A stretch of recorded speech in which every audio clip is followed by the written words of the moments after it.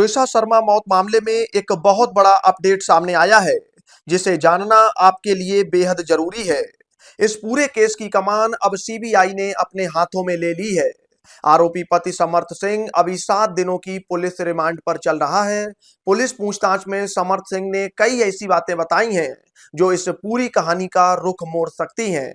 उसने बताया है कि त्विषा की मौत से ठीक पहले उस रात घर के अंदर आखिरकार क्या-क्या हुआ था। समर्थ ने पुलिस के सामने दावा किया कि शादी के शुरुआती दिनों में दोनों के बीच सब कुछ बिल्कुल सामान्य था। रिश्ते में कोई कड़वाहट नहीं थी, लेकिन कहानी में मोड़ तब आया जब 17 अप्रैल को त्विषा को पता चला कि वह प्रेग्नेंट है। समर्थ का कहना है कि इसके बाद से त्विषा का व्यवहार पूरी तरह से बदल गया था।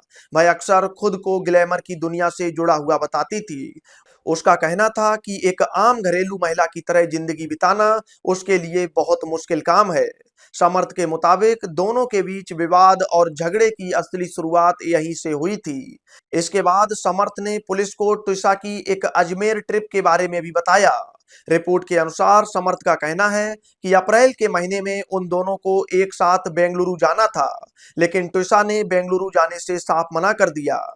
उसने कहा कि उसे अपने भाई से मिलने अजमेर जाना है। इसके बाद समर्थ अकेले ही बेंगलुरु चला गया और त्विषा अजमेर के लिए निकल गई।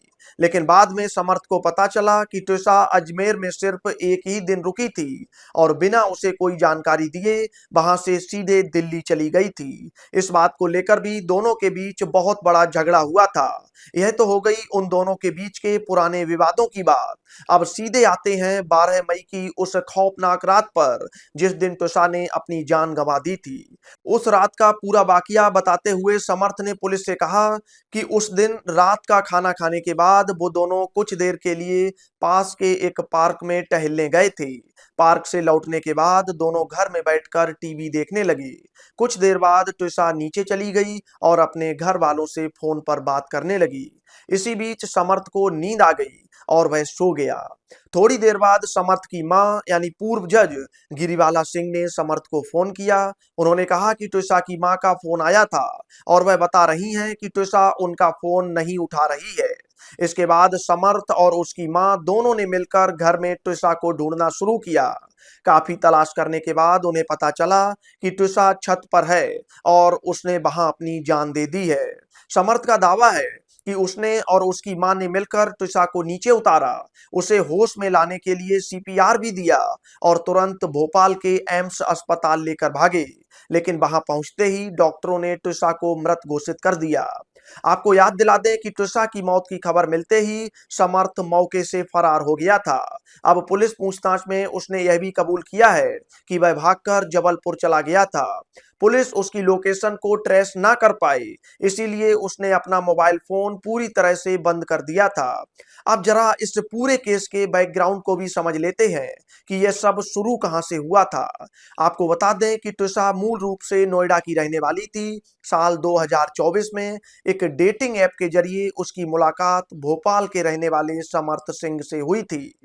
दोनों के परिवारों की रजामंदी के बाद दिसंबर 2025 में बड़े ही धूमधाम से दोनों की शादी हुई थी। लेकिन शादी के महज 5 महीने बाद ही यानी 12 मई को त्विषा की संदिग्ध हालत में मौत हो गई। मौत के बाद त्विषा के कुछ व्हाट्सएप चैट भी सामने आए हैं।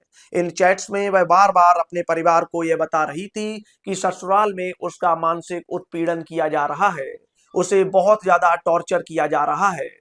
त्विषा के घर वालों का सीधा आरोप है कि उनकी बेटी को ससुराल वाले लगातार परेशान करते थे। वहीं दूसरी तरफ ससुराल पक्ष का दावा है कि त्विषा मानसिक रूप से स्थिर नहीं थी और वह ड्रग्स की आदी हो चुकी थी। अब क्योंकि मामला बेहद गंभीर हो चुका है, इसीलिए इसकी जांच सीधे सीबीआई को सौंप दी गई है। सीबीआई ने इस मामले में जो एफआईआर दर्ज की है, उसमें एक बहुत ही चौंकाने वाला खुलासा हुआ है।